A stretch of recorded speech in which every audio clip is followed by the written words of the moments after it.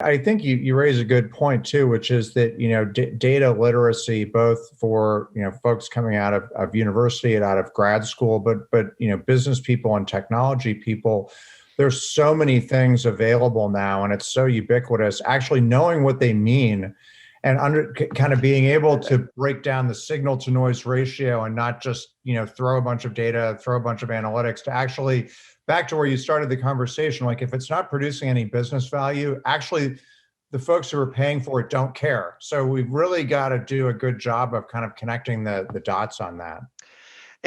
And once again, I think that's what's the most exciting thing about the data roles that we play today is, we're not just here taking orders, kicking out information.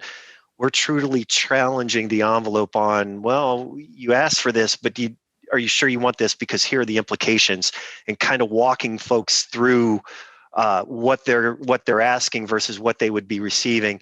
And I think that's what's exciting. And you take the knowledge that you have of data, work with somebody that's trying to solve or answer some sort of question.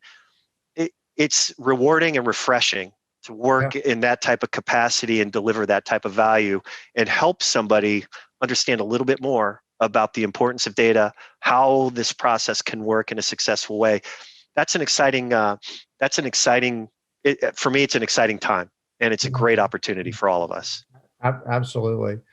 Well, so maybe building on a couple of these points, I've observed, I think certainly the last 10 years, people love to talk about data governance. Sometimes they love to talk about it more than they love to do it. I'm impressed that you're in this data governance role. So, and from what you've said, obviously you're doing it.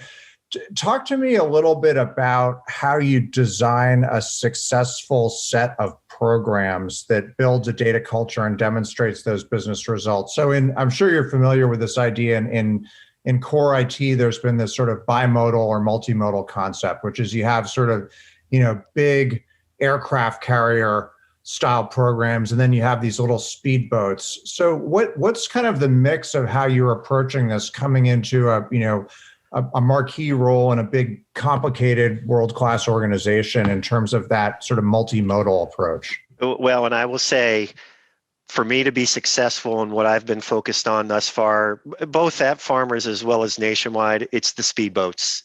Okay. How can I keep these segments and these programs and these efforts like data cataloging, business glossaries, data quality, how can I keep them siloed enough and small enough that both business and IT can digest it and will be willing to give it a chance as far as implementing some of the practices we recommend, but then also keeping that aircraft carrier mindset that all of these little pieces have to come together at some point to create this uniform program that is much larger than the individual pieces as a whole. I'll probably date myself. For anybody who has seen the Power Rangers, I think they are a perfect example of what we're talking about here, where you have the individuals that have their unique set of skills and capabilities, but when they come together, they create that much larger, more powerful entity that's out there. That's the process that I'm trying to use. And what I find when I focus on the smaller pieces initially, it allows me to get those traction elements going. It allows me to get some quick wins. Yeah. It allows me to celebrate. And then now all of a sudden I can start to bring people together to say, okay, let me try another piece. Okay, let me try another piece. You've kind of taken me on this journey. You're showing me some value. I'm willing to give you another opportunity to show more value. And that's once I get that traction and once I get all of those elements moving together, and I think that's where we're going to come to that more larger program that's going to be much more successful to our organization going forward. So I'm wondering, and it makes a lot of sense. One observation I've had is that there's kind of a risk in the data and analytics space, as you're describing, of getting into sort of like science lab shiny object syndrome, and you do 100 things that have sort of a localized impact, but many companies have experienced challenges industrializing them and kind of bringing them up to scale. Now, I think they're actually, to our earlier conversation, there's some characteristics of the insurance industry which maybe make that a little easier, Like you're not going to do something that's a throwaway because of the regulatory rigor that's Correct. involved. Yep. So, I may actually have answered my own question. I'm speculating a bit, in terms of your tenure at Farmers so far, you can see a path towards sort of cherry picking out the successful speedboats and then scaling them up without necessarily making a production of it in terms of stakeholder management. Is that a fair summary? I think that's very, very fair. And one of the things, and I've seen it at both companies that I work with, there are a lot of silos that are executing those speedboat type activities within their areas. That what I typically find is once I find those silos, by conducting an evaluation assessment as we're going in to figure out, what does this roadmap and implementation plan look like? But when I find those silos, now my mindset is changing from, I got to start from ground zero. Really, if I've got enough of these silos doing a data catalog or data quality, the effort it takes for me to jumpstart those efforts because it's already in flight and I've already got stakeholders on board with how we want to move forward is much, much easier, much more manageable, and shows that value much quicker to get others built in and bought off on the program and how we want to move forward. So I absolutely think that find those things you're doing today that you can build upon. Yeah. Even if they're not necessarily where you want to be from a technical standpoint, even if it is Excel and they're doing some sort of catalog, what's the process they use and how can I replicate it?